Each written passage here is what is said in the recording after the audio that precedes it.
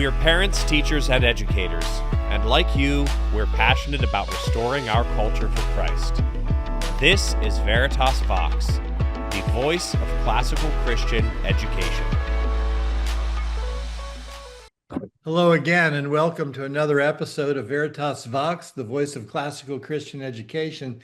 Today we have with us someone that I've enjoyed getting to know over the last, maybe 10 years, Roger North. Roger, welcome. Thank you, Marlon. It's an honor to be here with you. Thank you. Roger is a fellow Lancastrian and started an organization called the North Group. But before we get into that, maybe Roger, if you would introduce yourself, a little bit about your family, your education, and then leading into that question of the North Group, your career. Yeah, thank you, Marlon. I'd be happy to do that. Well, you called me a Lancastrian. I am that for my adult life. I grew up in the Garden State of New Jersey, generally a place that people like to be from. But I came out here in Central Pennsylvania to go to college at Messiah College. I met my wife there, and she was a native Lancaster County person. That's what landed me here. So I got a degree in business from there, and wallowed around a while in the insurance business for about 16 years. And there was a point in my life, it was in 1996, that'll date me pretty well, where God was doing some work in my life. And it was one of those times that for whatever reason, I was actually paying a little bit of attention to what he was doing. And there were several disturbances in my life in 1996 that none of which are large in and of themselves, but they operated a little bit like a pebble in the shoe. Something was irritating me that maybe I wasn't where I needed to be vocationally, even though the external pieces of vocation were fine, meaning I was making career progress, I was meeting my family's obligations, I had a future, those sorts of things. And then I had a moment in time, Marlon, it was October of 1996, when I felt like I got a direction from God. I would say from the Holy Spirit, if I can use that language. And don't think I've had it before. I don't think I've had it since. If I did, I missed it. But in the moment, it was clear to me that God was directing me to resign the position I had, which was a very favorable one, and not to seek another vocational role, until it was clear what that vocational role should be. Wow. And it was so clear to me at the time, and I'm not a risk taker, Marlon. This was outside of And it's notable that you're not part of the charismatic tradition that might be more inclined to thinking in those terms. No, and that's an interesting point. I have a lot of respect for folks that have clear spirit-led direction, and I'm certainly a believer in the indwelt power of the Holy Spirit, but physical manifestations of that are not familiar to me. But at that point, it was just so clear that God was directing me, I couldn't resist it. And my wife is just the finest person you're ever going to meet. And when I went to her, she just had said, hey, I'm going to resign my job, and I don't know what I'm going to do next, and I got to take some time to figure that out. She just had one question, and that was, do you have a plan for our family? And we had 3 children, 9, 6, and 1 at the time. And I said, yes, we have a little bit of savings, and I had a valued non-compete contract with my former employer that would pay me a little bit while I went along. So I did that. So I resigned that position at the end of 1996, and I went on a quest visiting with people like yourself, people that I respect. I wish I had talked to you at the time, but I don't think I did. But I was in sales, 3 appointments a day. I knew how to get appointments, and people just kept influencing me in a direction where it finally gave me the idea that I should start a consulting firm. Okay. And that was not on the menu when I started this, but it got placed on the menu, and as time went on, people just started influencing me in that direction. So I had a partner at the time, and I should say, I went into business with a partner, which is important to me because I'm not an alone type of person.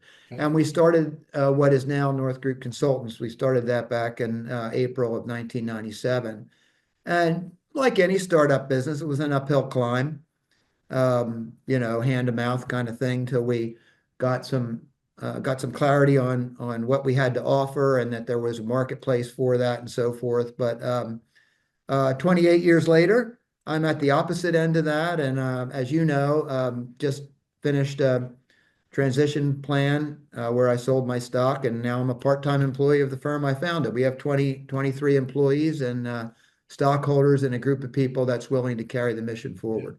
Yeah. Well, that leads wonderfully into the questions that I want to really understand here. What is the North Group? Why does it exist? Hmm. I'm fascinated by what you have done. It's unique in many ways in the marketplace, certainly in Lancaster, Pennsylvania, but I think even more broadly than that, you carry with uh, the creation, what you've created, carries some very unique attributes. Yeah. We refer to ourselves as organizational development and transition consultants. Okay. So we help organizations. Our mission statement is that through sustained relationships, we help people and organizations grow toward their highest potential. So what does that mean? The analogy I often use is that when people go into business, they'll generally hire an accounting firm. And that accounting firm will maybe at first help them uh, do payroll, help Sure. them put their monthly financial statements together. As they grow, they might hire a payroll person, so they don't need the accounting firm to do that. But the accounting firm, if they're any good, and we have many good ones around here, will move along with that firm Mhm. and evolve their services to meet the needs of the firm as they evolve. When people ask me, Roger, why do these clients stay with you for years at a time? And they do. That's our business model. I say, well, think of it like a basketball game. You have that consultant, or excuse me, that accountant that's doing that. They're helping you monitor the points on the scoreboard, and Mhm. we're helping you play the game.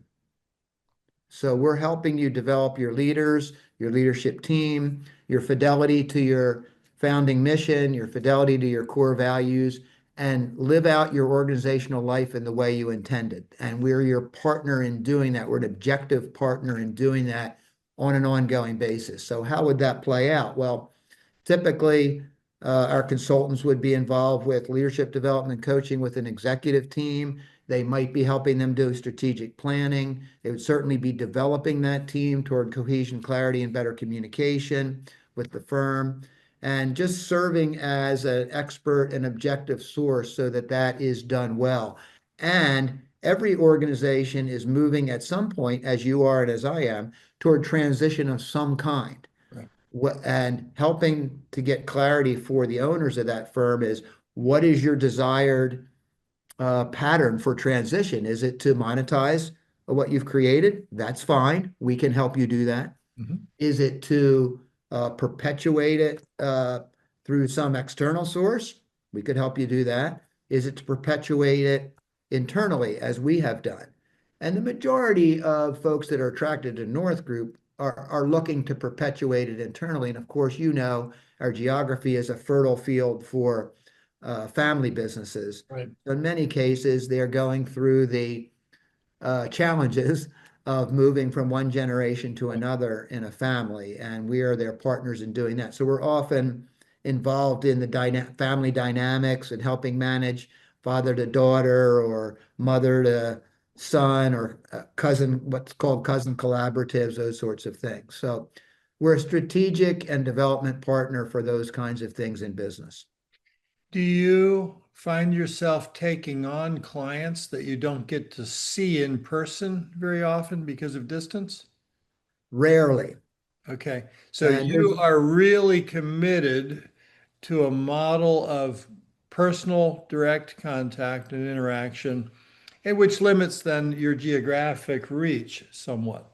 Exactly. And you said it perfectly. And I would just say that that came from a commitment that I made to my family when we started the business, because you might recall that I said my family was young at the time, 9, 6, and 1. I was fortunate to grow up in a family where the dinner table was important.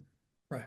And so our family had 3 sisters, a mom and dad, and my dad was home at 6 o'clock every night. So we ate at 6:15. And that was a locus of family development, was a locus of faith development, was a focus of cohesion for our family. And then Carolyn and I wanted that for our family.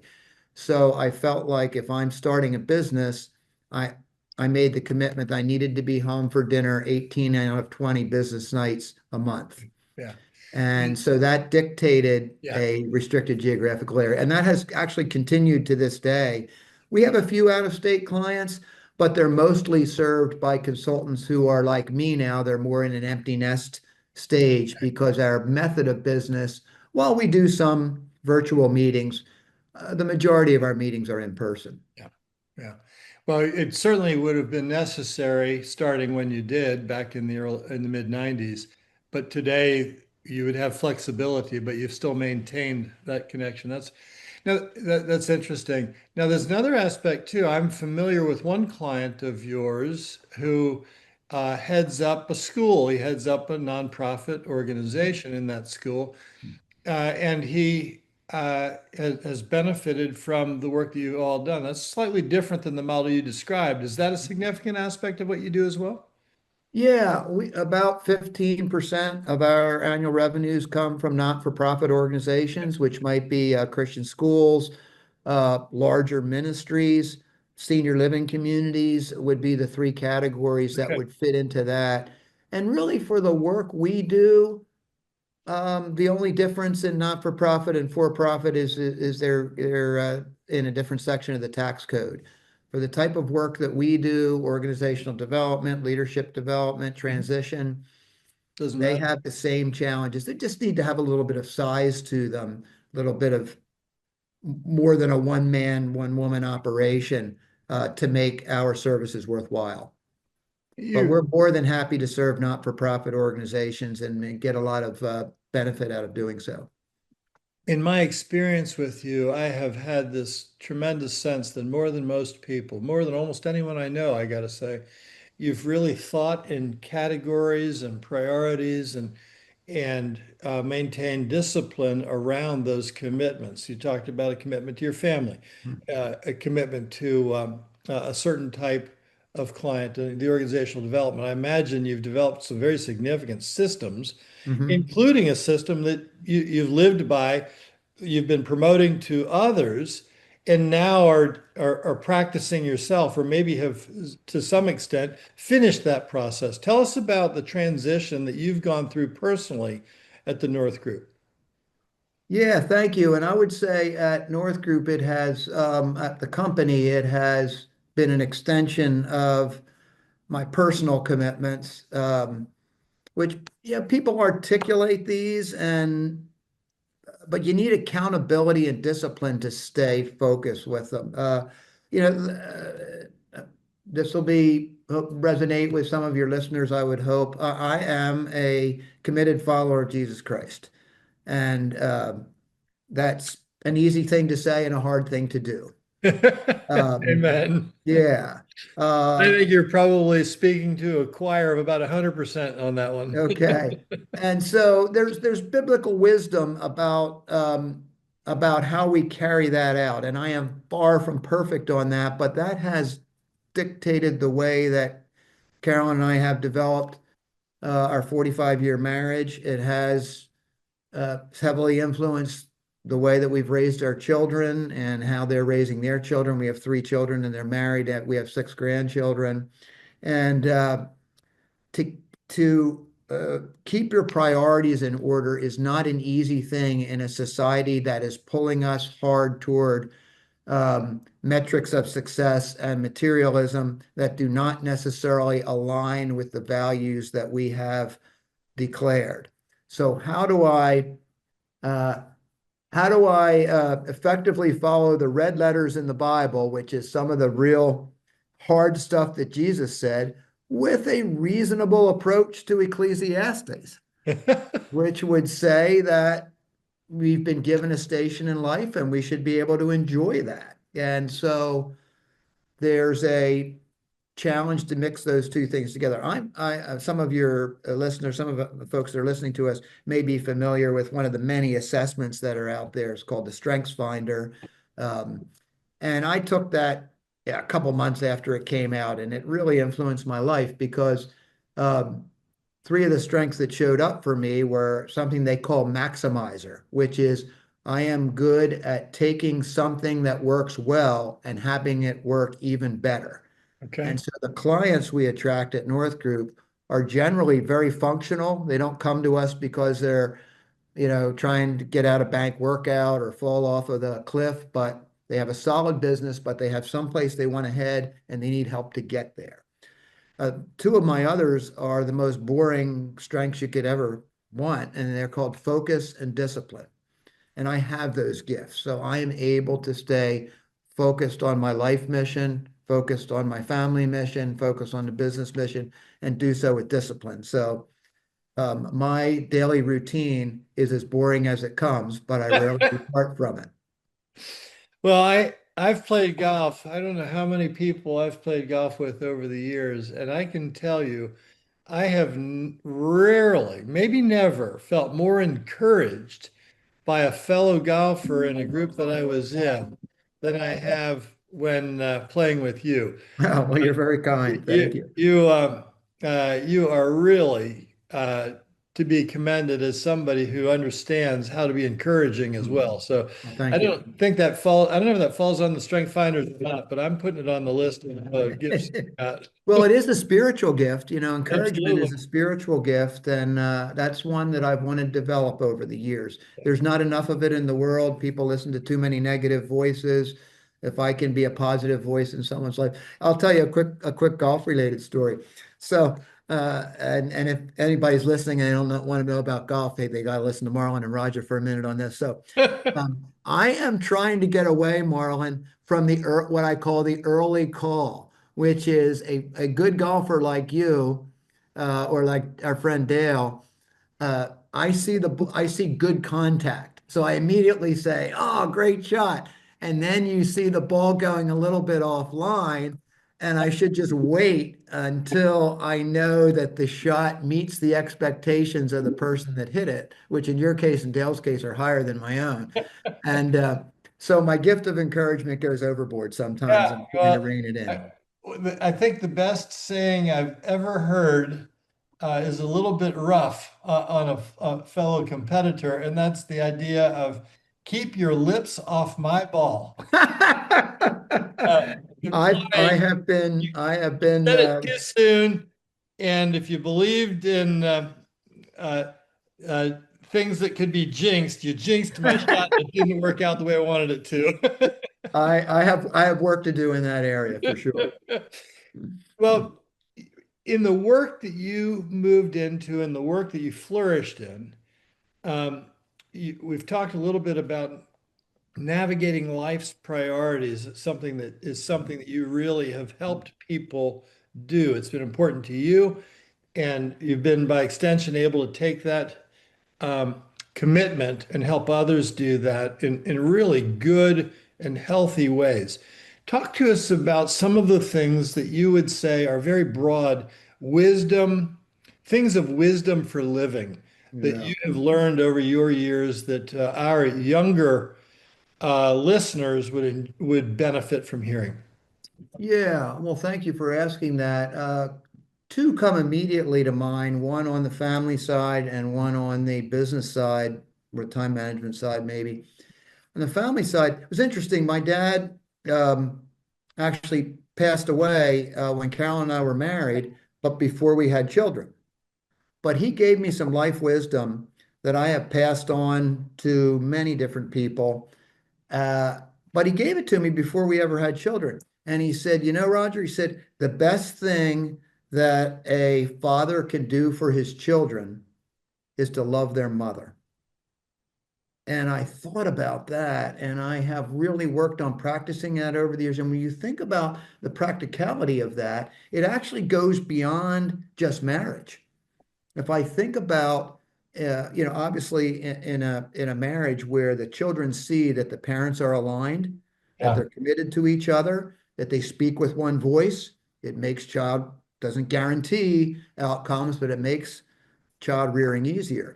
The same principle applies in an organization, that when the employees in the organization know that the leaders care about each other, they speak directly to each other, they have cohesion, they speak to the organization with one voice, then we have clarity of direction. We know what's expected of us. We know what we're going to held accountable for. We know what we're going to be rewarded for.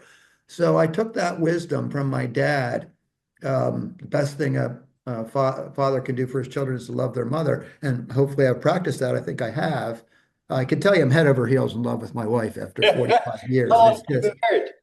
45 years. 45. Yeah, Okay. it just gets better every year. She gets more beautiful every year. She gets more graceful every year. It's just terrific. Um, the other one, what I tell people, a lot of people have difficulty with getting everything done. And their method for getting everything done is to work more. Very poor approach in my view. Okay. I have a theory that has worked for me, and that is, and I'll say it in the negative fashion because I don't know how to say it in the positive, but what you have to do expands to fill the time you have to do it in. That makes sense? It sure does. So I have limited myself. It's different now that I'm partially retired, but I have limited myself over the years in business to a 50-hour work week, which I've generally accomplished in 5, 10-hour days so that I can reserve the Okay. weekend for family time. And back when things were really intense in business, maybe 6 or 8 years ago, I would get to say 3 o'clock on a Friday. And let me tell you a quick story here. One year, I was putting my goals together for the year. I asked Carolyn, my wife, hey, is there anything that you would like me to have part of my goals? She said, well, my wife is very non-demanding. She said, you know what? It would be nice if rather than coming home at 6 o'clock, if you would come home at 5 o'clock on Fridays. Well, Okay. that's a pretty modest request that I That's should not be asking for much. not asking for much. So I would find that when I got to 3 o'clock on a Friday afternoon, because I'm a goal-oriented person, I would get as much done between 3 and 5 as I would on a Wednesday between 3 and 6, because you had an amount of time to accomplish it in. Right. So I have recommended to a number of people that they put limits that they can be held accountable for on their working hours. The primary reason for that is so that they allocate enough time to faith and family and other pursuits, and that in all likelihood, they will get just as much done as long as they have a focused work plan. Yeah. Um, I'm tempted, but I want to get on to some other questions. So maybe if you answer this real quickly, we can do both. What do you think the reason is that when we have a deadline, we get it done quicker? Hmm. Because there's usually consequences to missing the deadline. So it's just a matter of avoiding the distractions. Yeah, Sometimes avoiding good distractions, like just healthy interaction with peers or subordinates or superiors, but it's a matter of focus on the work at hand. exactly. Yeah. And that's why I'm a fan of something that I call artificial deadlines. I create them for myself. Yeah. And then I said consequences. I attach a reward to it. For instance, I'll say, hey, I got a meeting with Marlon at 3 o'clock. I have a meeting plan that I have to get done prior to the 3 o'clock meeting. If I get that done before 3 o'clock and there's 5 or 10 minutes there, I can look at a golf website. Oh, see, I might say I get chocolate. Well, there, yeah, same thing. Or yeah, I can take a little walk. I can, you know, set up a tea time or whatever the case may be. But artificial deadlines because I'm responsive to reward. So I reward myself. Interesting.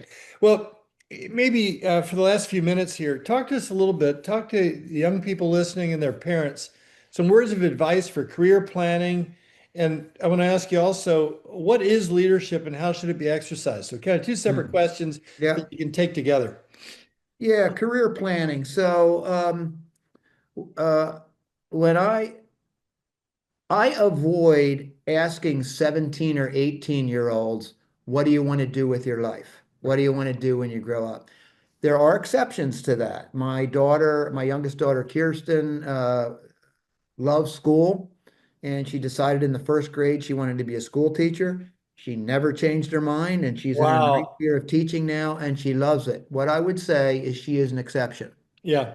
A I lot did not, happens between 17 and 18 and 22 and 23. yes, exactly. So all I knew when I went to college is that I wanted to wear a suit and carry a briefcase. So that meant, hey, let's go major in business. And I got out of college at a time that was not favorable economically. And for some reason, I told everybody there's only two fields I don't want to be in, insurance and banking. And of course, I got a job in insurance because I had to support my wife, who had already married before I even had a job. So what I would say is take advantage of what's right in front of you, Mhm. and then apply work ethic and learning opportunities and maximize them early in your career and see where they take you. Because once I got in the insurance business, which is not a business that almost anybody sets out and say, I want to be an insurance dude. Um, I found, well, when I got into business, because nobody really sets out with that as a career plan, that there was less competition within the supply and demand. There was less competition of young people that were really motivated. So I got motivated to get as much education as I Sure. could take on as much responsibility. And as a result, my career trajectory was faster. And the things I learned in the 16 years that I was in that business prepared me for what I'm doing now. But Right. there's no way I would have ever said what I'm going to be doing now. So I think, and when I look back, I had 4 employers prior to starting North Group. I'm I have a firm belief that I couldn't have done any job next without the one immediately prior. Interesting. Yeah. So the advice I would give is don't try to career path the whole thing out. If you happen to know that you want to be a medical doctor and you're completely focused Right. on that, I have a friend that went that path. He's fabulously successful in that field. Same with my daughter. I think that's an exception. Yeah. Follow the path that God puts in front of you and then Seize maximize the opportunities, act on what you know. and recognize how fortunate you are to have been born in the United States of America. Wow. Isn't It's that the still truth? the land of the free and the home of the brave, and whatever's happening out there, it's just noise because there is opportunity around every corner, and the opportunity is largely focused on serving other people. Yeah. If you serve other people well and you work hard and you pursue the growth opportunities that are available, you'll be able to support your family. Yeah. Talk to us a little bit about leadership. Yeah. How do we identify leadership in people? How do we identify it in ourselves? And how do we then apply it and exercise that leadership? Yeah, great question. So the best definition I've ever heard of leadership, and I've heard many, and I've authored a few myself, is simply that leadership is positive influence. Okay. Um, and then you've probably heard the old cliche, when somebody's asked, are leaders born or made? The answer is yes. I Um, agree with that too. so even if we are given some natural inborn leadership characteristics, and I might have gotten a couple, certainly you did, they still need to develop. Right. And yeah, I think a lot of it centers on being having a positive enough self-image. And my self-image comes from being a redeemed son of the Most High God. That right there is a positive self-image. I was also given a gift of positive self-image by the way I was raised. You have to have a reasonable portion of that Okay. in order to have the confidence to enter in and be willing to help develop other people's skills. The risks associated, you have to have confidence to endure the downside and be ready for whatever might happen. Yeah. Yeah. And leadership is, at its core, is a selfless act. Right. It's a paradox because it's a selfless act that, when done well, has high rewards. Yeah. Yeah. That's real. So I people like think, that. hey, That's if I well focus put. on myself, I'll get Yeah. better rewards. It's actually just the opposite.